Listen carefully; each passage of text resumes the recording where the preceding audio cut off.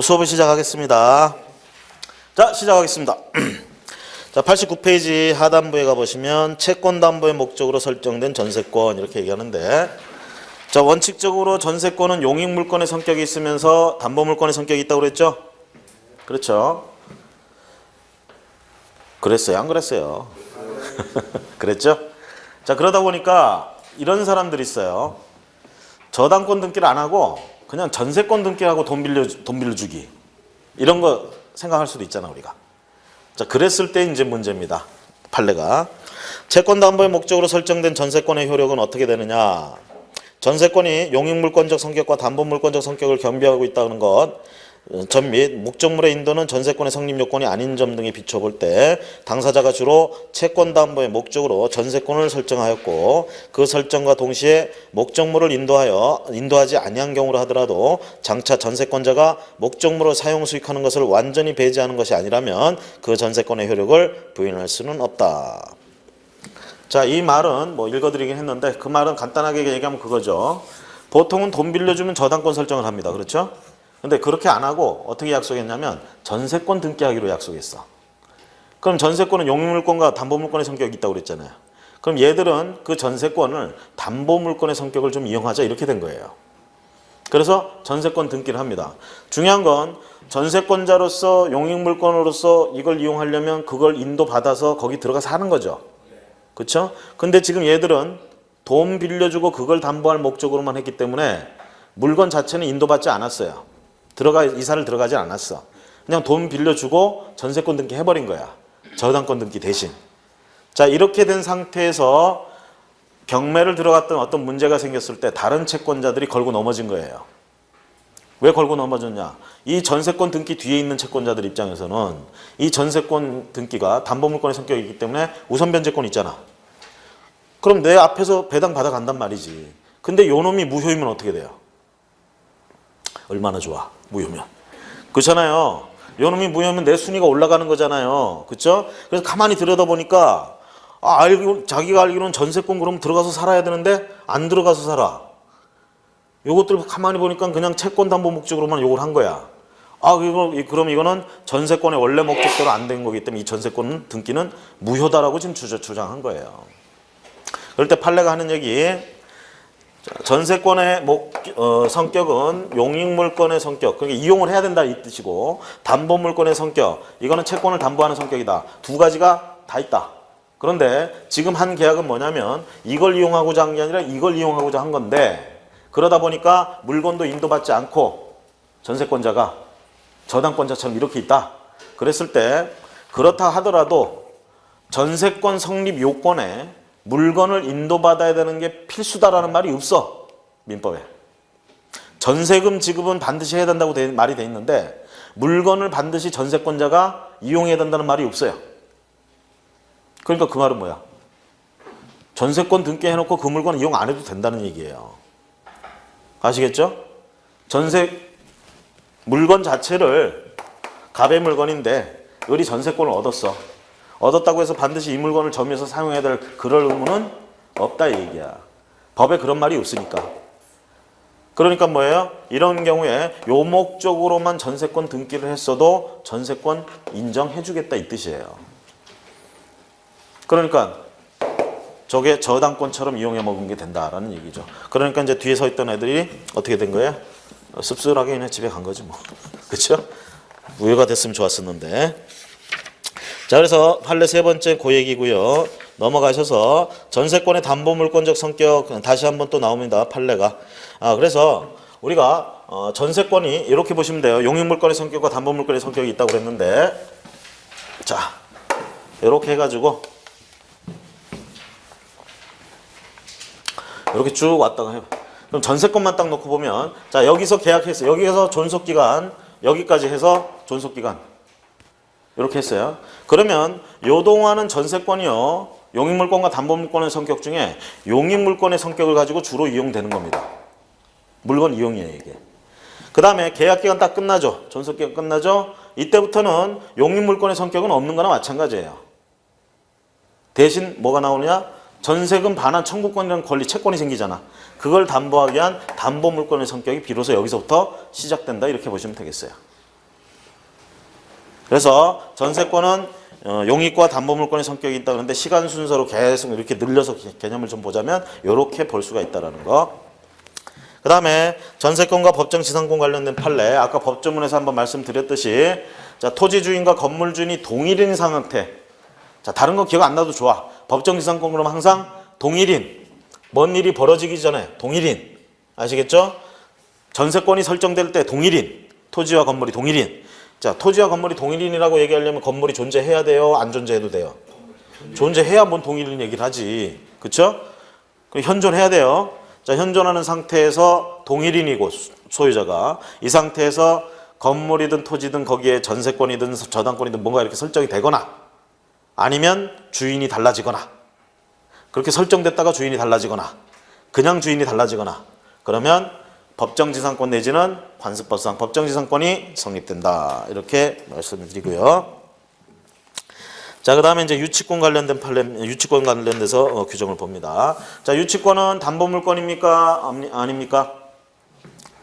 유치권은 담보물권이에요? 유치권은 담보물권이 아니에요? 네? 유치권은 담보물권이 아니에요?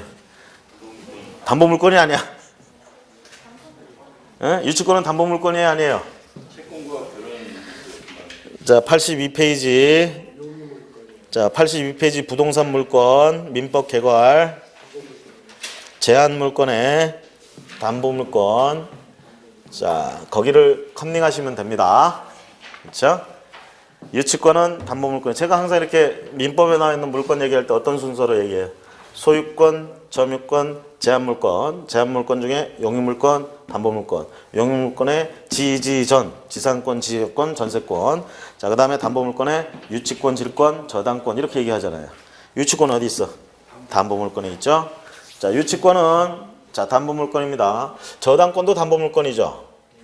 저당권은 당사자들이 약정해서 저당권 등기합니까? 법의 규정이 있으니까 등기합니까? 법의 규정에 의해서 성립합니까? 당사자가 약정해가지고 등기하니까 성립합니까? 그래서 굳이 이름 붙이자면 약정 담보 물권이에요. 저당권은. 그럼 유치권은 당사자가 약정해서 유치권이 인정이 되느냐라는 얘기예요. 자, 시계 수리 같은 거 한번 얘기해 볼까요? 시계가 고장이 나서 수리점에 갔습니다. 고쳐달라고 그랬어요.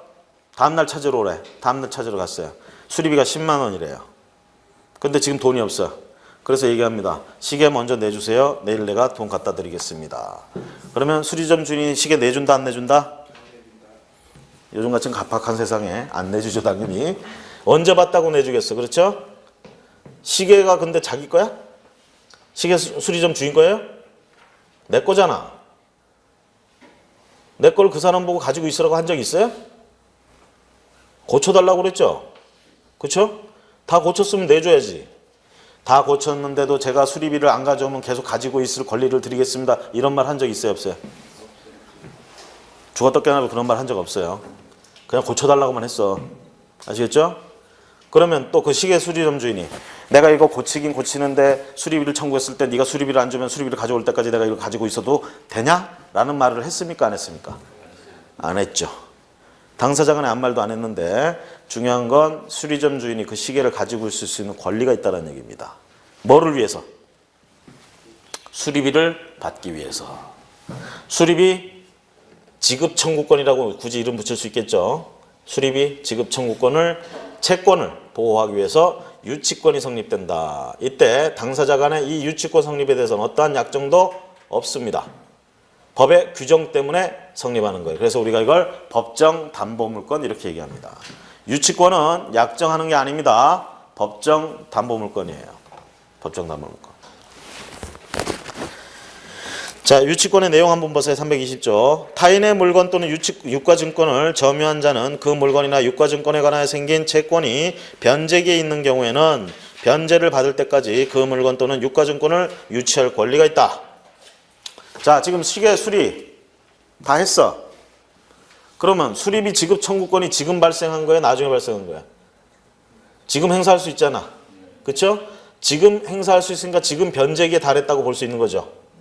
그렇죠? 그러니까 뭐예요? 유치권을 안 주면 유치권을 행사할 수가 있다. 이렇게 되는 겁니다. 자, 채권이 변제기에 달해야 유치권을 행사할 수 있습니다. 아시겠죠? 자, 그러면 유치권의 불가분성 얘기하는데 유치권자는 채권 전부의 변제를 받을 때까지 유치물 전부에 대하여 그 권리를 행사할 수 있다. 그 다음에 322조 보시면 유치권자는 채권의 변제를 받기 위해서 유치물을 경매할 수 있다. 자, 그러니까 유치권자는 경매 청구권이 있다 없다?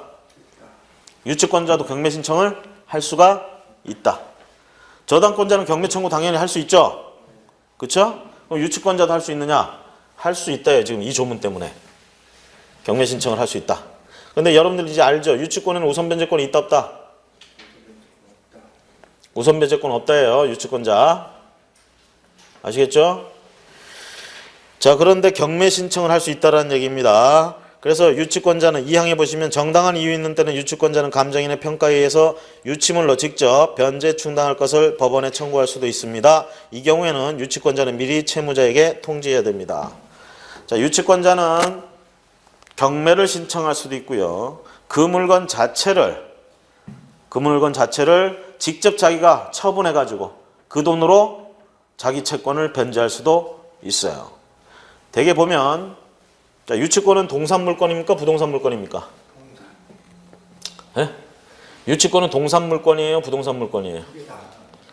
부동산에도 설정할 수 있고 동산에도 설정할 수 있어요. 유치권은 등기부에 나온다고 그랬어요? 안 나온다고 그랬어요? 등기되지는 않습니다. 점유가 성립 요건이고 공시 방법이에요. 자, 유치권은 부동산에도 가능하고 동산에도 가능합니다. 대개 보면 부동산의 유치권자는 대개 경매 신청을 할 수 있고 하는 경우로 많이 가고요.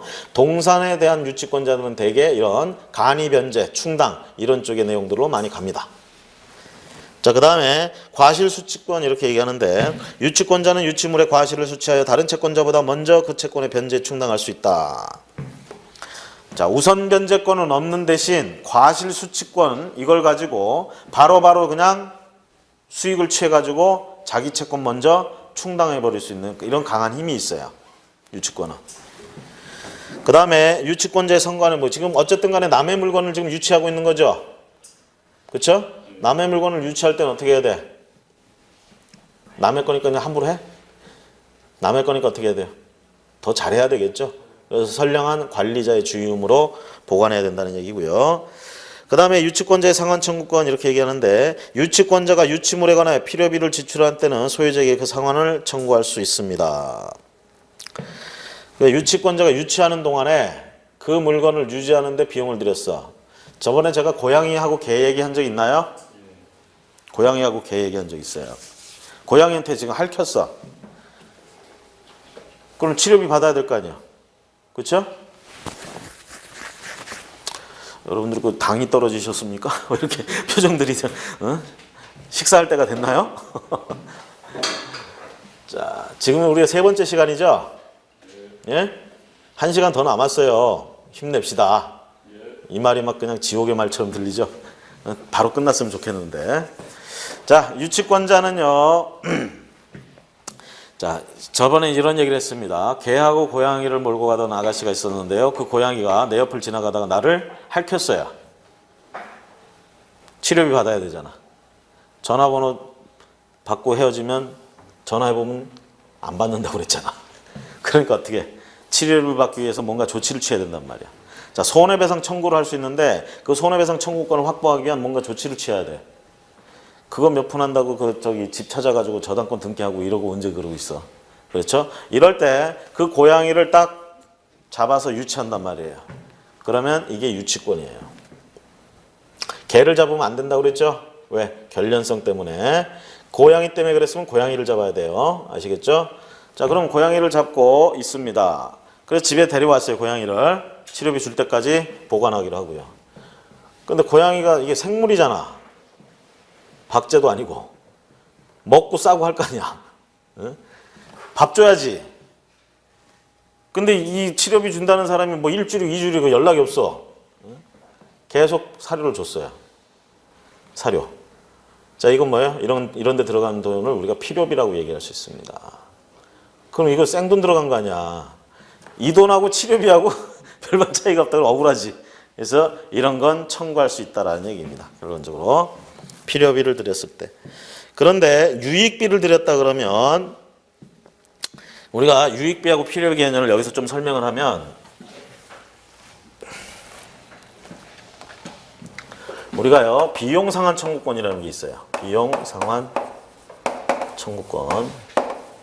주로 타인의 물건을 가지고 있다가 발생합니다. 저게.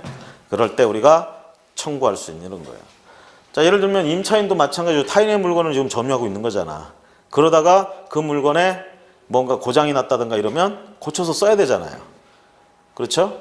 자, 그럴 때 들어간 비용 이런 걸 청구하는데요. 이런 비용에는요 크게 보면 두 가지로 분류가 가능합니다. 다른 것도 있는데 두 가지만 의미가 있어요. 유익비하고 필요비하고 유익비라고 합시다. 필요비, 유익비 두 가지가 있어요. 그러면 자 임차인이 예를 들면요 살고 있는데 지붕에 비가 새. 비가 막 샌단 말이야. 자 이랬을 때요 이런 거 한번 생각해 볼까요? 이게 임차인이기 때문에 비가 새는 집에서 살면 집주인한테 이거 비가 안 새는 집에서 살게 해달라고 요구할 수 있는 권리가 있습니까 없습니까? 응? 자 임대인 입장에서는 임차인이 그 집을 잘 사용 수익하게 해줘야 될 의무가 있다고 그랬죠. 임대인의 채무는 그거예요. 그런 행위를 해야 돼. 근데 지금 비가 새잖아. 그럼 이거 누가 고쳐놔야 되는 거예요? 임대인이 고쳐줘야죠. 그렇다고 임대인이 비가 오는데 올라가서 이렇게 고치라는 건 아니고 물론 전문가를 불러다가 고치겠죠. 그렇죠? 어쨌든 그 비용을 누가 지불하느냐 이 얘기야. 원칙적으로 집 주인이 지불해야 될 돈이잖아. 그렇죠? 어쨌든 지붕에 비가 새는데 이걸 고치는데 들어가는 비용은요 필요비라고 부를 수가 있습니다.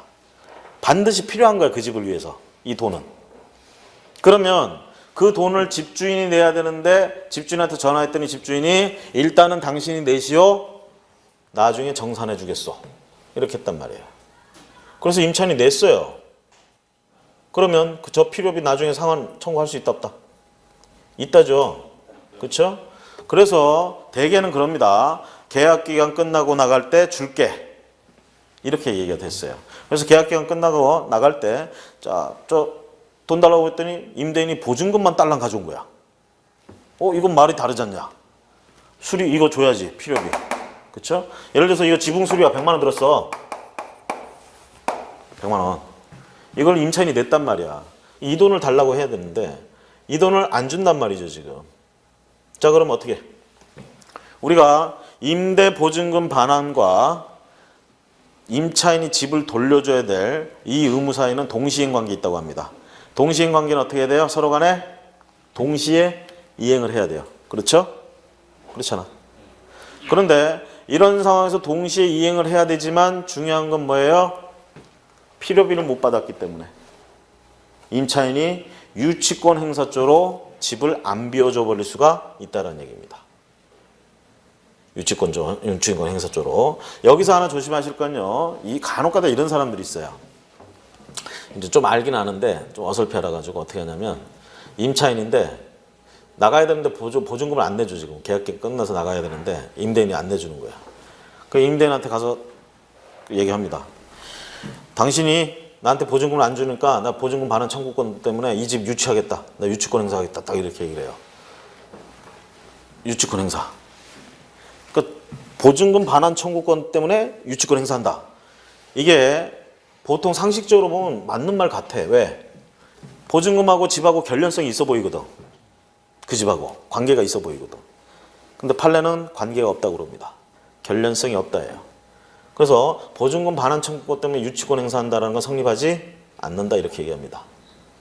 그러면 그 집을 계속 유치하고 있는 힘은 뭐로 유치를 하느냐? 동시행 항변권 가지고 유치하는 거예요. 아까 말했잖아. 보증금 반환하고 집을 돌려줄 의무 사이는 동시행 관계라며. 그쵸? 그럴 때 집주인이 보증금을 안 내주면 뭐라고 얘기한다? 보증금 안 내주면서 나가래. 그러면 임차인은 난 유치권이 있다 이럴 게 아니라 뭐라고 얘기해야 돼? 너와 나의 의무는 동시행 관계에 있다. 네가 하지 않는 한 나도 하지 않겠다. 즉 집을 돌려주지 않겠다. 이게 항변이에요. 이걸 우리가 동시행의 항변권 이렇게 얘기합니다. 항변권 행사. 그렇게 해서 안 나가면 되는 거지. 유치권 행사한다 그렇게 얘기하면 모르겠어. 또 집주인이 또 그렇게 알아들을 수도 있지만 성립을 하지 않는다라는 거. 자, 어쨌든 필요비라는 게요. 그 물건에 꼭 필요한 돈이야. 그래서 그 물건에 들어간 만큼 청구하고 그 물건에 들어간 만큼 내주는 게 맞습니다. 그런데 유익비는 좀 얘기가 달라요. 유익비는요. 이 돈이 들어감으로 해서 그 물건에 들어감으로 해서 그 물건의 값어치를 객관적으로 가치를 높여놓은 데 들어간 돈. 이게 유익비예요. 그럼 한번 볼까요? 5층 건물에 엘리베이터가 없어. 엘리베이터가 없을 때 이 건물 가격은 예를 들어서 10억이란 말이야. 10억. 값어치는.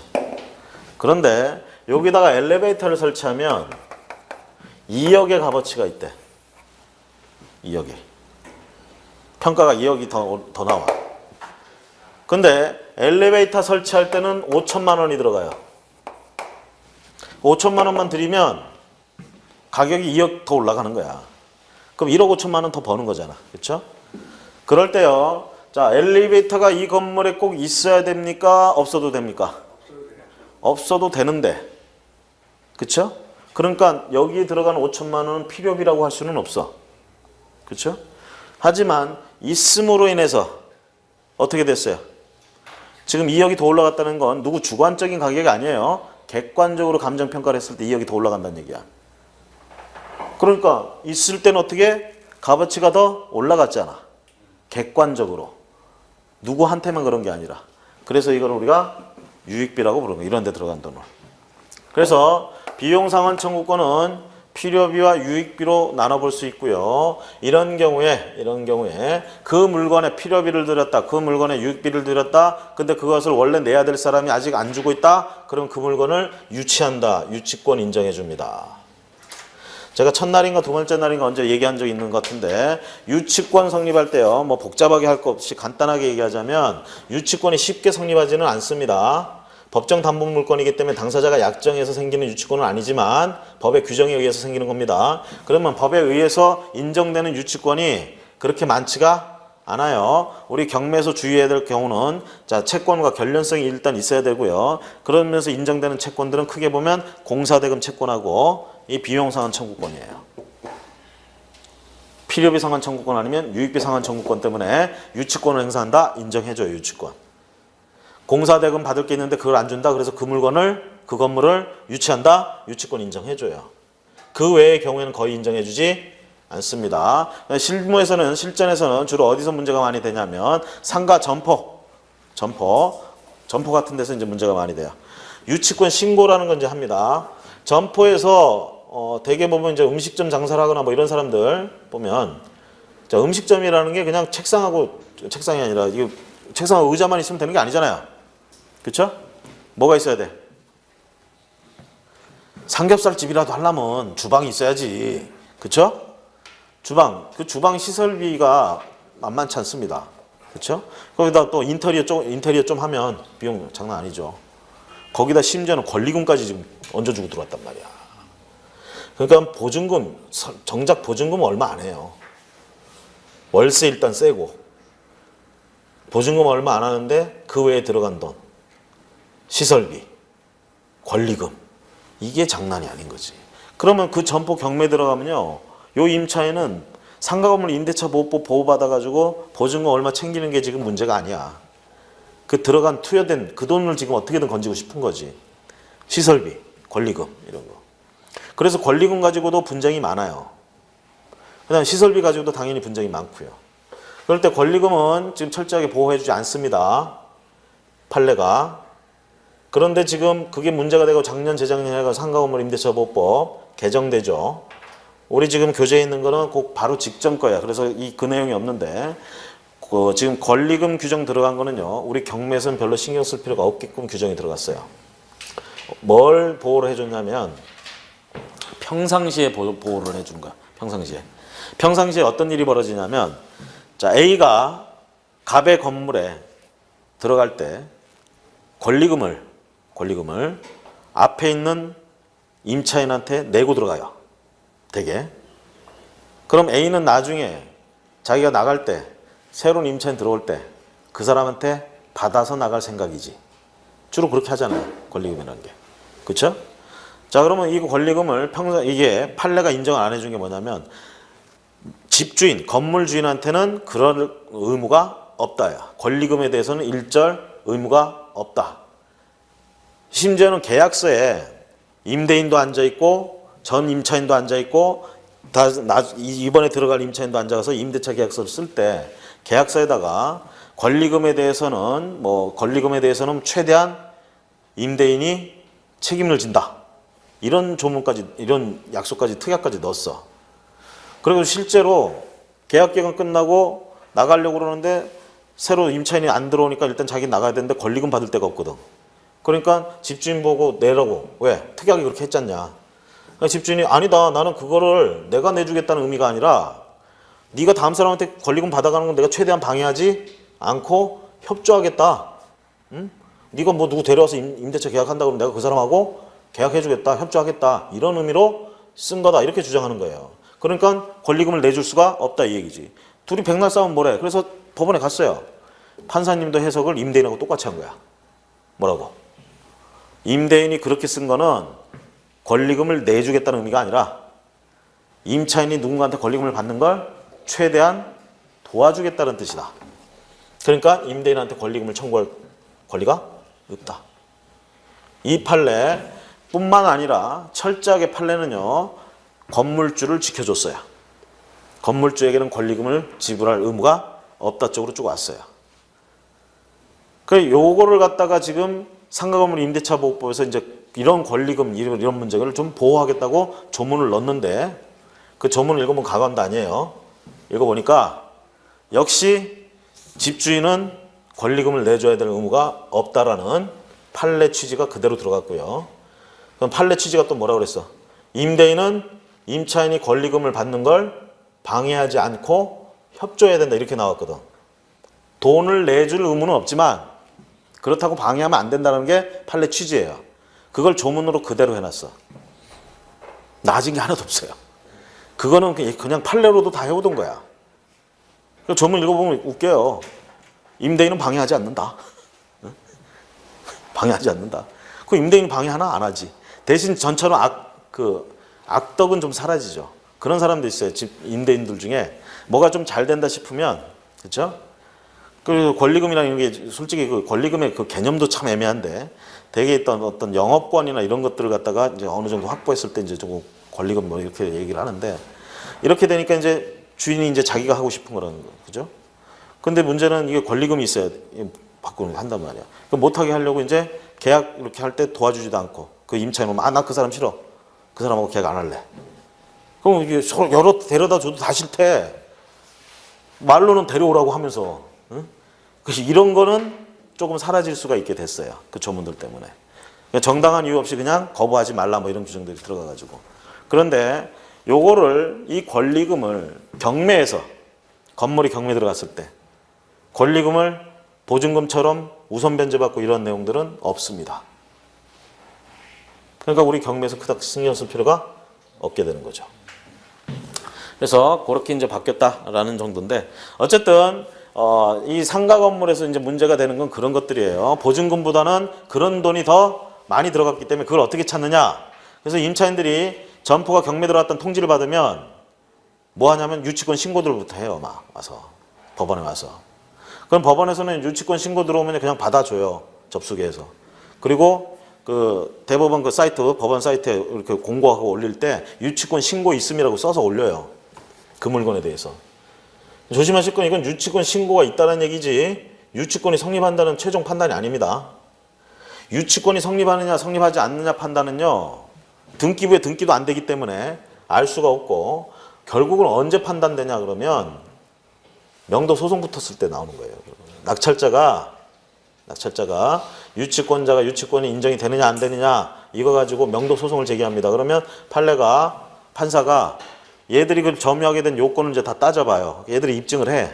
그래가지고 이게 결련성하고 이런 것들이 인정이 되면 이런 것들 때문에 한다 그러면 유치권 인정을 해주고 아니다 그러면 유치권자가 아니다 이렇게 판단. 그때 가서 최종 판단 나오는 거예요 사실은.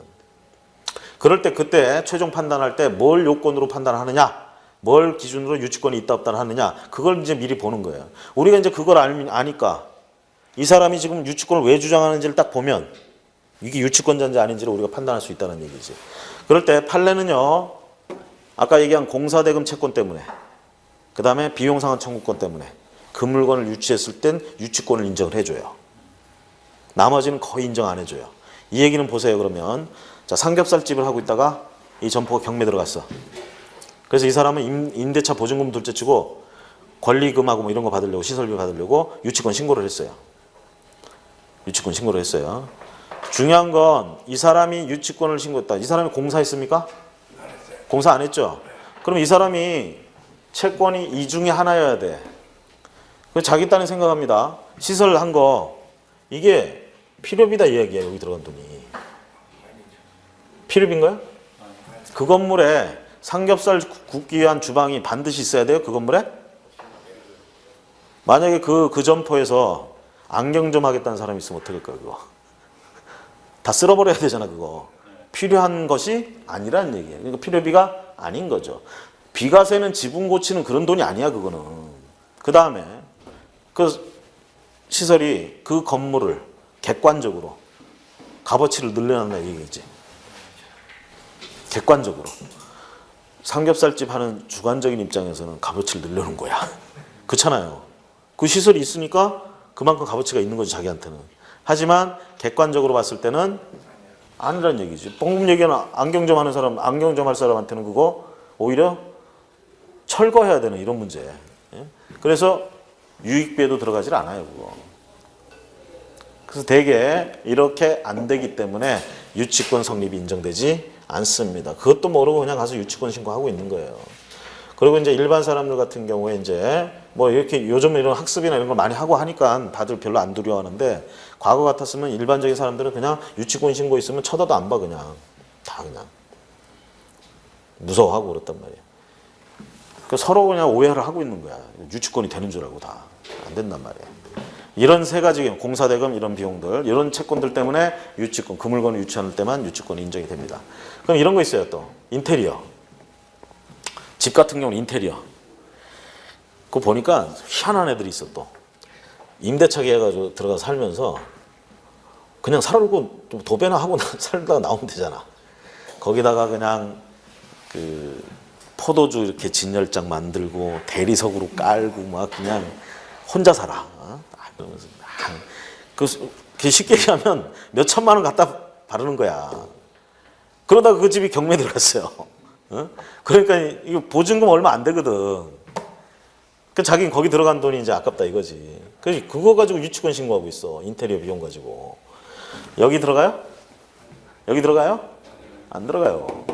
그것도 유치권 인정 안 됩니다. 근데 가서 유치권 신고하고 신났다고 그러고 있어요. 자, 그래서 유치권은 일단 거기 있는 조문들 얘기하는데요. 일단 결과론만 놓고 보면 이런 세 가지 채권이 아니면 유치권은 인정되기가 어렵다. 이렇게 보시고요. 그 다음에 피담보 채권의 소멸시효 이렇게 얘기하는데요. 유치권의 행사는 채권의 소멸시효 진행에 영향을 미치지 아니한다. 자, 이 말이 이제 뭐냐면 우리 이거 한번 생각해 봅시다. 채권은 소멸시효에 걸린다 안 걸린다? 걸린다. 소멸시효라는 건요, 일정 기간 동안 권리 행사를 안 하면 그 권리가 사라지는 거, 이걸 소멸시효라고 그래요. 소멸시효가 완성했다 이렇게 됩니다. 이거의 반대말은 취득시효라고 할 수 있어요. 일정 기간이 지나면 권리를 취득한다, 이게 취득시효. 그러면 보세요. 채권은 일반적으로 행사를 하지 않으면 소멸시효에 걸립니다. 10년의 소멸시효, 일반적인 채권 같은 경우. 자, 가장 흔하게 예를 들면 이제 돈을 빌려줬어요. 1년 동안 쓰라고 빌려줬어요. 1년 뒤에 만기가 됐죠. 상환해야 되잖아. 그렇죠? 그랬을 때 이런 걸 대여금 반환 청구권이라고 부를 수 있고 이런 게 채권이에요. 그런데 요거를 갖다가 그때 상환기일에 상환하라고 얘기했습니다.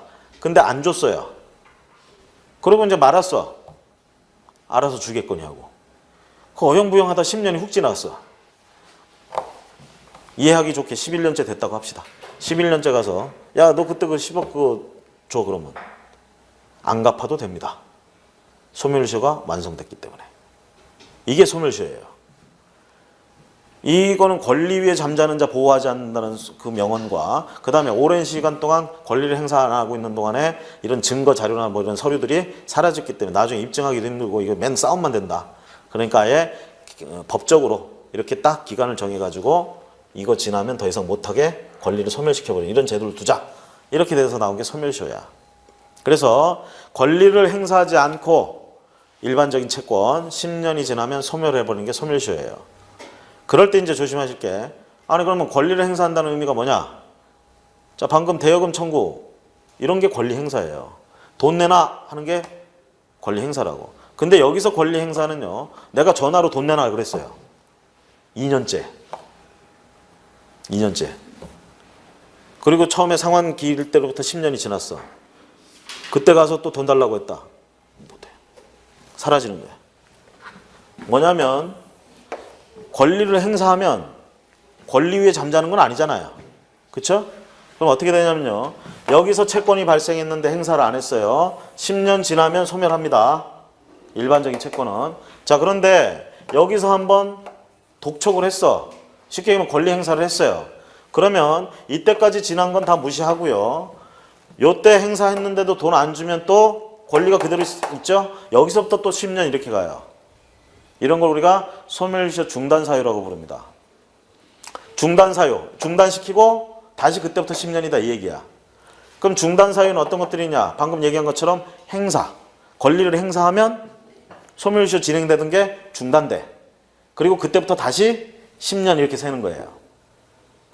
대표적인 게 행사인데 조심하실 건 이 행사는요. 그냥 전화, 구두 이걸로는 안 돼요. 입증이 돼야 되기 때문에 결론적으로 법정으로 법률상 청구해야 됩니다. 대개 보면 청구 소송 제기하죠. 가장 대표적인 게. 청구 소송 제기하면 권리 행사한 거예요. 그러면 청구 소송 제기해가지고 재판 나온 때로부터 재판 판결 나오면 어떻게 나오겠어? 지급하라고 판결 나오겠죠. 지급하라고 판결문 나왔어요. 그런데도 안 지급해. 그러면 또 그때부터 또 그 채권이 10년 가는 거예요. 10년 동안 행사하지 않으면 소멸하는 거야. 이게 소멸시효. 물론 일반적으로 채권은 소멸시효에 10년에 걸리지만 단기 소멸시효에 걸리는 것들도 있다고 그랬습니다. 3년, 1년짜리 있어요. 근데 3년짜리, 1년짜리도 중간에 행사를 했어. 3년짜리인데 1년 반 만에 청구했어요. 청구 소송까지 했어. 그래서 이겼어. 지급하라고 했는데 또 안 내. 그럼 그때부터 다시 3년이 아니라 그건 그때부터 10년 됩니다. 재판을 거치게 되면 단기 소멸시효에 걸리는 것도 재판을 거치게 되면 10년짜리 소멸시효에 걸린다. 뭐 이런 얘기도 하는데요. 지금 하려는 얘기는 뭐냐면 채권은 소멸시효에 걸린다는 얘기야 지금 일반적으로. 몇 년이 됐건 간에. 그럼 물권은 소멸시효에 걸리느냐 이 얘기죠. 물권은. 자 소유권은 소멸시효에 걸린다 안 걸린다? 안 걸려요. 간혹 가다가 시간 때문에 어떻게 되는 거 그건 취득시효 때문에 자기 권리가 사라지는 겁니다. 누군가가 취득시효 요건을 갖추는 바람에 내 걸 뺏어가는 거예요. 내 권리가 그냥 알아서 소멸되는 게 아니라. 그거하고 다른 거예요, 이거는. 자, 그래서 소유권은 원칙적으로 소멸시효에 안 걸리고요. 물권은 원칙적으로 소멸시효에 걸리지 않아요. 그런데 저당권 한번 생각해 봅시다. 등기부에 저당권 등기돼 있죠. 그렇죠? 근데 저당권이 담보하고 있는 게 뭐라고 그랬어요? 채권이라고 그랬잖아. 채권을 보호하고 있다고 그랬잖아요. 그렇죠? 그래서 금전 채권이야, 이게. 근데 이게 조심하실 건요. 저당권으로 등기돼 있다라는 게 그 금전 채권을 행사하는 거냐 행사하는 거 아니에요. 그냥 채권을 담보하고 있는 보호하고 있는 것밖에 안 돼. 그러니까 여기서 조심하실 건 뭐냐면 저당권 등기해놨다고 해서 자기 채권이 소멸시효가 진행이 안 될 거라고 생각하면 오산이라는 얘기예요. 소멸시효가 진행됩니다. 채권은. 행사해야 돼. 그러니까 청구해야 돼 따로. 이거하고 똑같아요. 유치권을 행사한다는 얘기는 뭐야? 점유하고 있다는 얘기입니다. 물건을. 뭘 하기 위해서? 유치권의 존재 이유. 자, 여러분들 그 옛날에 존재 이유라는 노래 있었습니까? 이른 아침에 잠에서 깨어. 이른 아침에 뭐 이런 노래 있잖아. 자, 담보물권의 존재 이유 뭐예요? 채권 보호입니다. 자, 유치권은 담보물권입니까 아닙니까? 그럼 얘도 존재 이유가 뭐겠어요? 아까 얘기한 공사대금 채권, 비용상환 청구권 이런 거 보호하는 게 목적이에요. 그렇죠? 그렇죠? 자, 그러면 유치권을 행사한다는 얘기는 점유한다는 얘기고 유치권은 공시 방법이 점유라고 그랬어요. 점유를 상실하는 순간 유치권은 날아가 버려. 아시겠죠? 자, 그래서 유치권을 행사하고 있는데 이게 과연 채권을 행사하고 있는 거냐 얘기예요. 아닙니다. 그냥 유치권만 행사하고 있는 거야. 즉 청구하고 있는 게 아니라는 뜻이에요. 채권을 행사한다는 얘기는 뭐야? 청구한다는 뜻인데, 자, 소멸시효 진행을 중단시키려면 청구해야 됩니다. 채권은. 그런데 유치권만 행사하고 있다. 이게 곧 채권을 행사하고 있는 거냐? 아니라는 얘기입니다. 그러니까 어떻게 되는 경우가 나오느냐? 채권 청구 안 하고 그냥 유치권만 행사하고 있다가요. 채권이 소멸시효가 다 돼가지고 채권이 소멸해버리는 경우가 생겨요.